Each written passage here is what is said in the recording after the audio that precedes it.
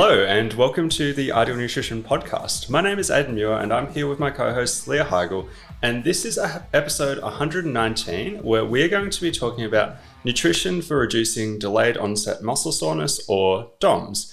And this is a topic that may or may not matter.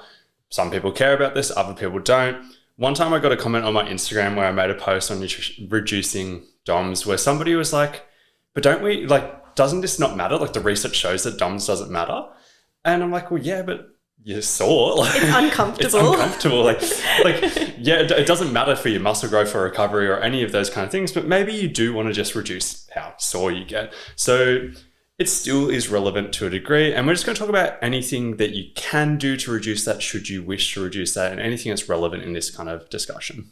Awesome. We're going to start in a really obvious place, and that's looking at overall protein intake. So theoretically, consuming more or consuming adequate protein should help to reduce DOMS. If you think of protein and its link with muscle recovery, you're like, yep, that makes a lot of sense. But in practicality, it's actually harder to find research backing up the claim of increased protein intake being linked with a reduction in muscle soreness. It's harder than you think to find like actual research backing that up. But I wouldn't necessarily think too deeply into this. Looking at one systematic review from 2014, this included multiple studies, and there was no noticeable link found between protein intake and general muscle soreness. So again, that is pretty surprising, but not necessarily something that I would take into consideration too much. It does also depend on the specific research that you are looking at. That review involved at least one study that was comparing something like 1.8 grams of protein per kilo body weight to 2.9 grams per kilo body weight, which is less relevant since that both of those protein intakes would be, I guess, considered good optimal amounts for recovery. So you're kind of comparing something that is potentially already optimal to something that is maybe just slightly more optimal, or maybe doesn't even pose any kind of difference in regards to recovery. But what is more relevant is looking at generally very suboptimal intakes of protein. So kind of like the less than 1 gram per kilo body weight to something that is optimal for muscle recovery and muscle protein synthesis. So whilst the research isn't particularly promising in this area, I think it's easy to say that a good protein intake is going to help you recover, and that's probably going to reduce overall soreness. Yeah, it's a pretty safe bet. I remember, I don't know how many years ago, 1, 2, I don't know, I wrote a blog post on this topic, and I have 2 ways I go about writing blog posts. One, if it's a topic I don't know super well, I'm not super familiar with, I'll spend ages looking at all the research first, then I'll go and write the blog post and reference everything that way. If it's a topic I think I know pretty well, I'll try, just from an efficiency perspective, write the majority of it first and then look at research after to try and reference everything appropriately. And when I was writing about protein in that blog post on reducing DOMS, I was like, hang on, I'm just going to take a moment here and look at the research before I write this. And when I looked at the research, I was like, I was looking at it from the angle of being like, surely this is going to help reduce DOMS. And crazy that that's not actually what the research shows. Yeah. The next topic we're looking at is branched chain amino acids and essential amino acids, so BCAAs and EAAs. They are consistently linked with reductions in DOMS, like quite consistently in the research. A review that involved all studies involving at least 2 grams plus of EAAs or BCAAs for at least 10 days found significant reductions in soreness. It's pretty hard to kind of ignore that considering the consistency of that. But research on amino acids is a lot harder to interpret than you'd think. If you looked on each individual study on essential amino acids and BCAAs, looking at muscle growth without context, you'd think that they help muscle growth. Like quite literally, if you look at each individual study, you would be like, oh, they help muscle growth. But we know that they don't help muscle growth if total protein intake is high enough coming from a variety of sources. And one simple explanation for that is because if you have a really high total protein intake, you have an abundance of all relevant amino acids anyway across the day. But even without that, that's just theoretical. Looking at outcomes, we know that doesn't make a difference. one of the kind of like hacks in a way that's used in all of these studies is that almost all amino acid studies use a suboptimal protein intake, which means if you added amino acids on top of that, it's going to help. Or if you added amino acids in replacement of some lower quality protein in a suboptimal protein intake, it will matter more as well. So based on that, my personal interpretation is a little bit similar when it comes to DOMS too, just kind of being like, if I make the assumption that total protein intake matters a bit for reducing DOMS, I also make the assumption that if you have a high enough total protein intake, it doesn't really matter if you're having EAAs or BCAAs for reducing DOMS. But once again, that's my personal interpretation. The research in isolation actually does look quite promising, so it is another thing worth being aware of. The next thing we're going to touch on is polyphenols. So polyphenols can reduce overall inflammation and oxidative stress. So the things that are causing this muscle soreness. A really great example of how you could put this into practice from a dietary perspective is tart cherry juice. So the reason why tart cherry juice is a good example is due to it being made of a specific type of cherry called Montmorency cherries, which are particularly rich in polyphenols, which have a very strong antioxidant effect. On top of that, these, like on a little side note, these cherries also contain things like melatonin and tryptophan, which may assist with sleep and therefore have a flow-on effect to recovery and muscle soreness. But even just looking from a polyphenol antioxidant point of view, tart cherry juice seems to be a really good supplement to use in order to reduce general inflammation and then hopefully flow-on effect to soreness. A common way of having tart cherry juice is in its concentrated form, where you only have to take like a 30 ml shot of this concentrated juice, as opposed to like something crazy like half a liter if it's not concentrated. So you're basically having this like small amount of liquid that is just really, really high in polyphenols. Of course, you can get polyphenols and antioxidants through regular dietary intake of things like fruits and vegetables. For example, other options like blueberries and New Zealand black currants have been particularly positive in the research from their polyphenol content. But having it in your tart cherry juice where it's like this super concentrated amount, that's pretty hard to reach just through like normal dietary intake of food. So it is something that you could utilize potentially to reduce your muscle soreness. It's also where this whole nuance comes into play when, say, that commenter was like, oh, DOMs don't matter. Because if I'm working with a pro athlete who has a relatively unlimited budget and they want to be doing everything they can, and say they have a tournament that is like multiple days and they're competing back to back to back to back, I almost always will chuck in tart cherry juice for that person. Because Totally. One, what if it helps sleep and that helps their performance? We know sleep has a huge impact on performance. And two, what if them being less sore in the third day of that kind of tournament helps them compete better and get better results as well? Yeah, absolutely. And another time that I'll use it is like leading into like a powerlifting competition or something where like you do want to get rid of that muscle soreness to the best of our ability. Yeah. So another one is omega-3s. Research on omega-3s consistently shows that it helps reduce delayed onset muscle soreness. Out of all of the studies on this, there are most of them showing benefits. Two studies found no improvements in DOMS, so it's not super consistent. The mechanism is likely related to the fact that omega-3s can help reduce the inflammatory response, so that kind of makes sense. And as you can imagine, with most areas in omega-3s, is that if you had a really high dietary intake of omega-3s, supplementing with omega-3s is likely to be less beneficial. Another interesting point that I want to touch on now, though, is how do they actually measure DOMS? There's a few ways that it's often measured in research. One is just self-reported. That is the one that makes the most sense because they also often measure like inflammatory markers and stuff like that. But sometimes that doesn't perfectly line up with how sore people feel. That's kind of what we're measuring. That kind of matters because although it's obviously going to be self-reported and that's kind of flawed, they are measuring the thing that we're kind of talking about, so that kind of matters. How they actually do these studies, though, is really interesting because if we're trying to measure how sore somebody gets, surely we're going to put them through a protocol that makes them really sore. It just kind of makes sense. And if you have a protocol that makes people abnormally sore, you're going to see larger differences in how effective a supplement or whatever strategy you use is. So in a lot of these studies, they don't just do like a normal training protocol or anything like that.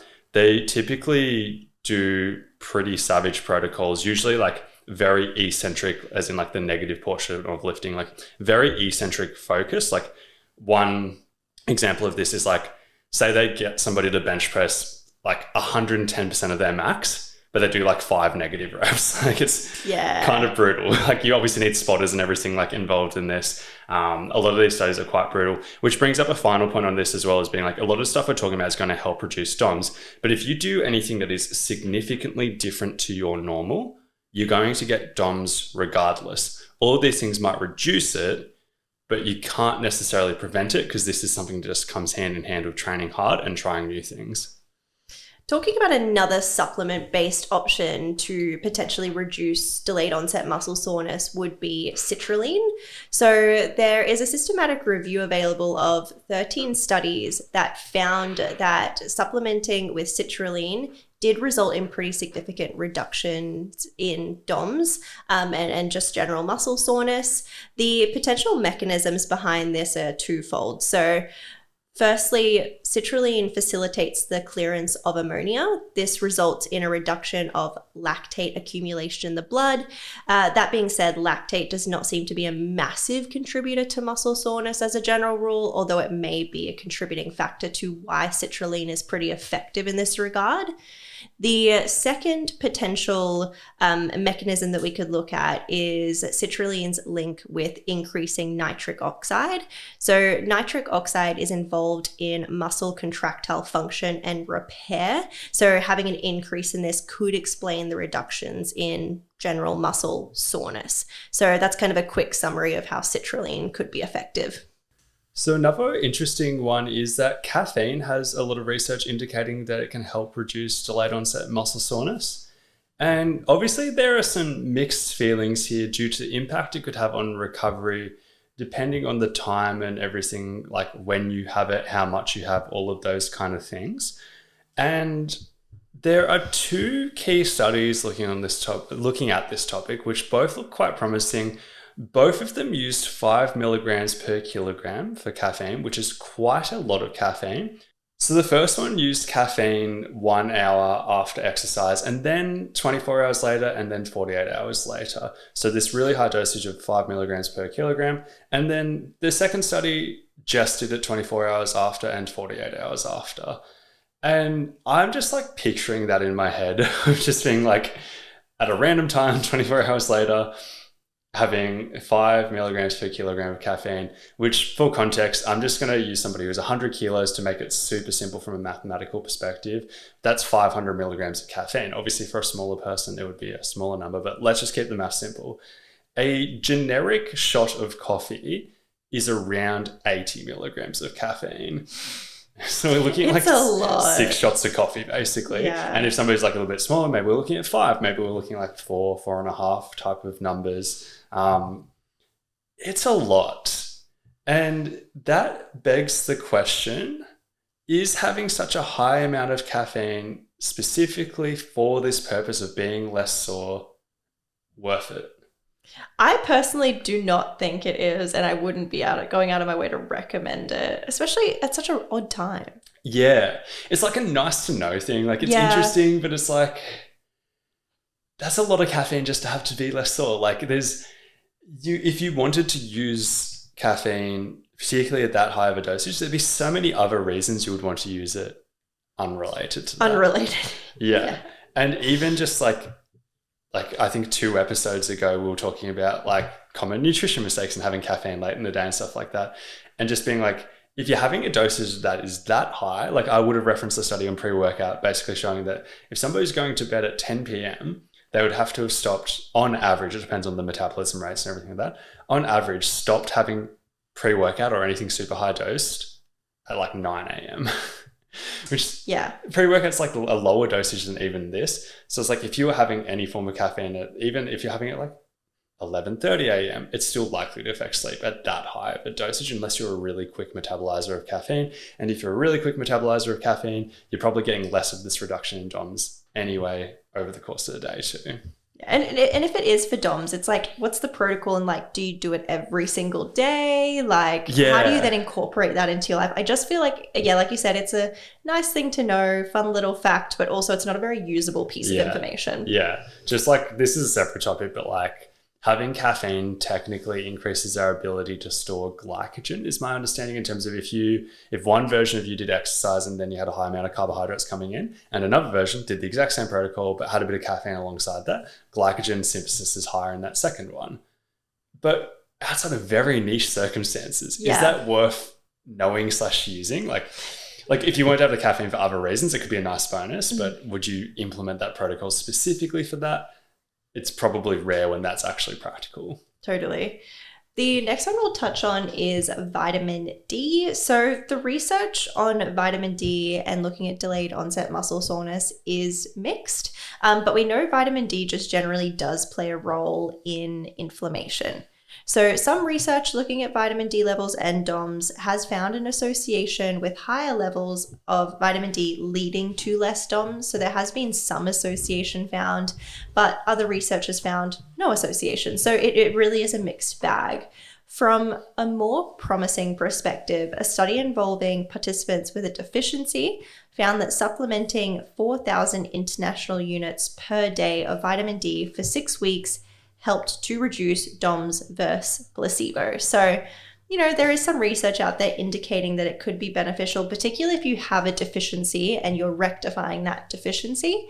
But outside of that, I'd say it's probably not a super beneficial thing to add on if your levels are currently fine. Another one that consistently reduces DOMS is high-dose antioxidant supplements. But this opens up a massive conversation about whether it's smart to do this or if there's other issues with that.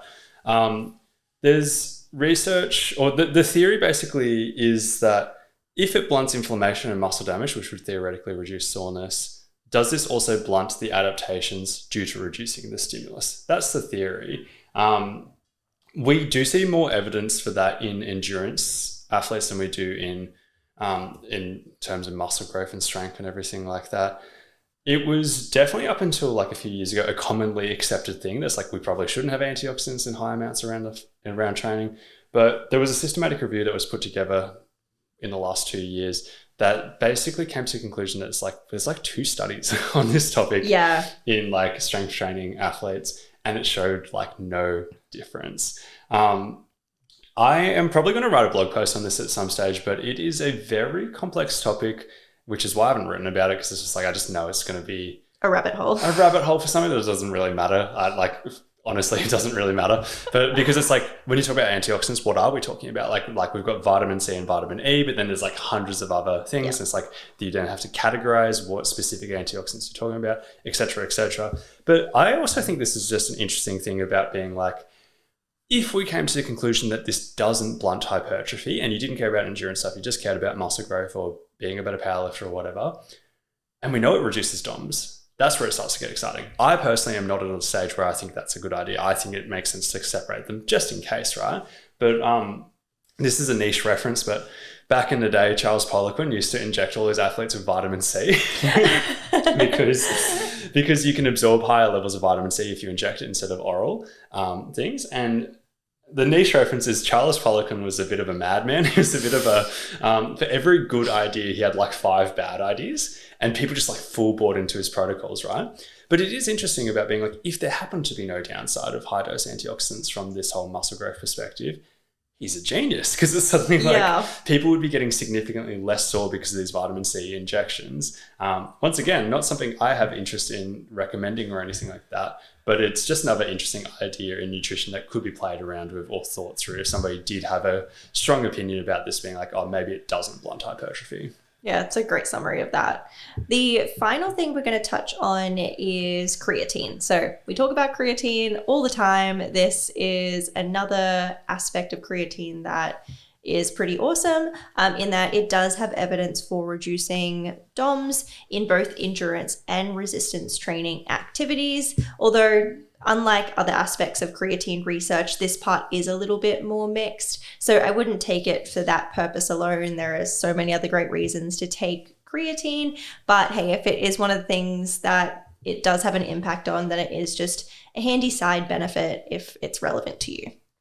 There's a bunch of other stuff we haven't mentioned too, just for the sake of time. So stuff like curcumin / turmeric, like well known for anti-inflammatory properties, which theoretically would help with this. You could go massively down that list of like anything anti-inflammatory related and how that could potentially benefit with this. And then like we've gone like real specific on certain strategies, particularly supplements as well.